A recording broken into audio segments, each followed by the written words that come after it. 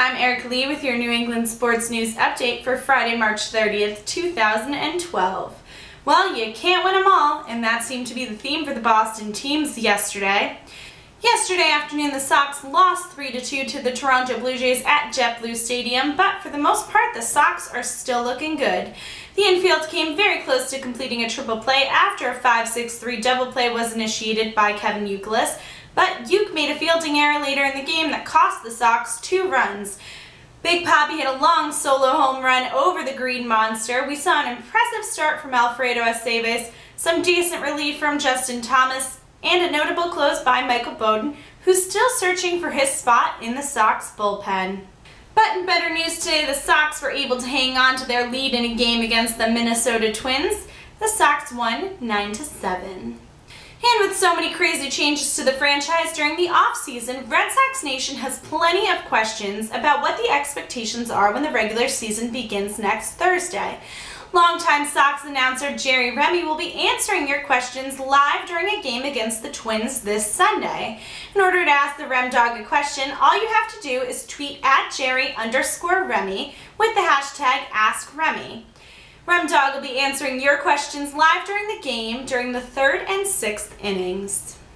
And Sox skipper Bobby Valentine says he won't be putting the pressure on Carl Crawford to return anytime soon following surgery on his left wrist. Given the progress of Crawford's rehabbing, April or May seems to be a reasonable expectation for his return, but Valentine says he won't be putting Crawford on a deadline, especially since Crawford will probably need to play about 15 minor league games to get the 50 at-bats he needs to be major league ready. And while Valentine is certainly entitled to his opinions about how long his players should have to heal, former Red Sox pitcher Curt Schilling has his own opinions about Bobby Valentine. Schilling, who's currently working as an analyst for ESPN, called into the big show on the Red Sox radio network WEEI this afternoon to talk shop. Schilling says that not all of the Sox players are exactly on board with Valentine's method of management and that the Sox could end up not having the season they're hoping for. Based on his conversations with both the media and the Sox, he says he's hearing a lot of the same things. And while Schilling says that these opinions are solely his own of the club, anything short of a run in the playoffs and a trip to the World Series would be a disappointment given their current roster. And speaking of that reoccurring theme of loss among the Boston teams yesterday, the Bruins also had trouble rallying against the Washington Capitals. The game, which remained scoreless well into the 3rd period, was an exciting one once the offense finally got going. The game was tied 2-2 at the end of regulation, sending it into overtime, which eventually ended in a shootout. The Caps topped the Bruins 3-2. And although they're at the top of the Northeast Division, leading Ottawa by 6, the loss means the Bruins won't be able to clinch a spot in the playoffs just yet, since both teams only have 5 games left in the regular season. The Bees will be on the road this weekend in my hometown, New York City, to take on the Rangers and the Islanders. The next game is tomorrow versus the Islanders at 1 p.m. And in slightly lighter Bruins news, Shawn Thornton's 5th annual Cuts for a Cause raised over $58,000 on Wednesday as 17 of the Black and Gold sacrificed their hair to help kids battling cancer. The event, which lets fans shave their favorite players' heads, is in its 5th year and it reached its $200,000 benchmark. Some of the most interesting looks? Adam McQuaid and Brad Marchand both sported their yearly mullets, to which Marchand says McQuaid should probably wear a hat the rest of his life. All of the money raised at the event will be donated through the Bruins Foundation to the Floating Hospital for Children at Tufts Medical Center. While the Patriots and coach Bill Belichick have been relatively quiet regarding the upcoming draft, the current Pats players are certainly keeping busy during the offseason. In what could be considered the most ridiculous endorsement of all time, DeMarcus Ware, Wes Welker, and Clay Matthews can all be seen in the latest Depends commercial sporting their Real Fit diapers. The team is led to their decision to try them out by Wes Welker, who says they should do it for charity. Since he has so much free time on his hands, Patriots tight end Rob Gronkowski is all over the New England map.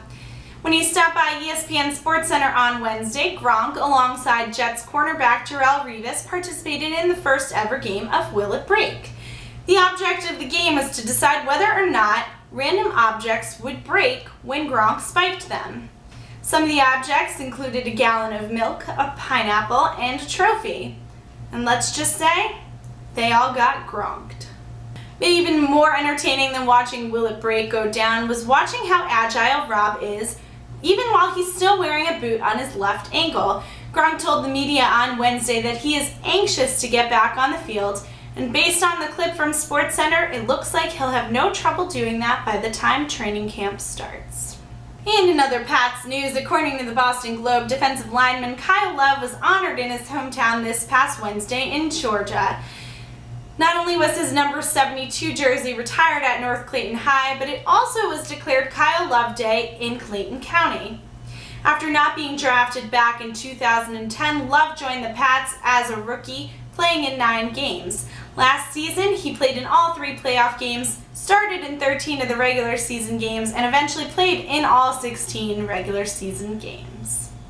Not a ton of news on the Celtics, who are currently playing the Minnesota Timberwolves as we speak, but what I can tell you is that Kevin Garnett is probably playing hard against his former team tonight. Garnett, who was with the team for his first 12 seasons in the NBA, is their most decorated player in franchise history. And while he says he holds his fans in the highest regard, he doesn't exactly seem to have any really warm feelings toward the franchise. And although as a hockey player he doesn't usually avoid a confrontation, Bruins forward Tyler Seguin narrowly avoided a collision when he sat courtside at the Celtics game on Wednesday night.